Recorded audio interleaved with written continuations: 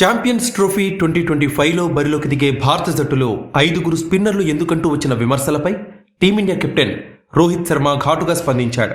అసలు జట్టులో ఉన్నది 2 స్పిన్నర్లు మాత్రమేనని, మరో 3 ఆల్రౌండర్స్ అని స్పష్టం చేశాడు రోహిత్. బ్యాటింగ్ డెప్త్ కోసమే వారిని ఎంపిక చేశామని, 6 పేసర్లని తీసుకున్న జట్లని ఎందుకు ఇలా విమర్శించారని అసహనం వ్యక్తం చేశాడు. గురువారం బంగ్లాదేశ్తో టీమిండియా తమ తొలి మ్యాచ్ ఆడబోతోంది. ఈ మ్యాచ్ నేపథ్యంలో బుధవారం మీడియా సమావేశంలో పాల్గొన్న రోహిత్ శర్మ టీం ఎంపికపై వచ్చిన విమర్శలపై స్పందించాడు.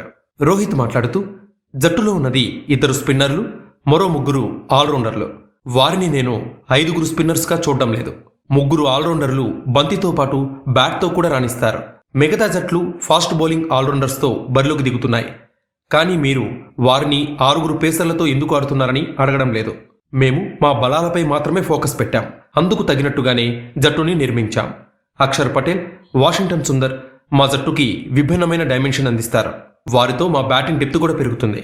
అందుకే మేము బౌలింగ్తో పాటు బ్యాటింగ్ చేసే నైపుణ్యం కలిగిన ఆటగాళ్ళని ఎంచుకున్నామని రోహిత్ శర్మ స్పష్టం చేశాడు. ప్రతి ఐసీసీ టోర్నీ మాకు ముఖ్యమైందే. టైటిల్ గెలిచేందుకే ఇక్కడికి వచ్చాం. ప్రస్తుతం మా ఫోకస్ అంతా కూడా బంగ్లాదేశ్తో మ్యాచ్ పైనే ఉంది. ఈ టోర్నీని విజయంతో ప్రారంభించాలి అనుకుంటున్నాం. మాపై ఎలాంటి ప్రెజరు లేదు.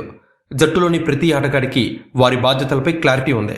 గతంలో భారత్ తరపున ఎలా ఆడామో ఈ టోర్నీలో కూడా అలానే ఆడతాం. ఇంగ్లాండ్తో వన్డే సిరీస్లో మా కుర్రాళ్ళు అద్భుతంగా రాణించారు. గతంలో దుబాయ్ వేదికగా మేము చాలా క్రికెట్ ఆడాం. పిచ్ కండిషన్స్ని వీలైనంత త్వరగా అంచనా వేయడం కీలకం. పరిస్థితుల్ని బట్టి స్ట్రాటజీస్ మార్చుకోవాల్సి ఉంటుంది. బంగ్లాదేశ్ని ఏమాత్రం తేలిగ్గా తీసుకోవడం లేదని రోహిత్ శర్మ చెప్పుకొచ్చాడు.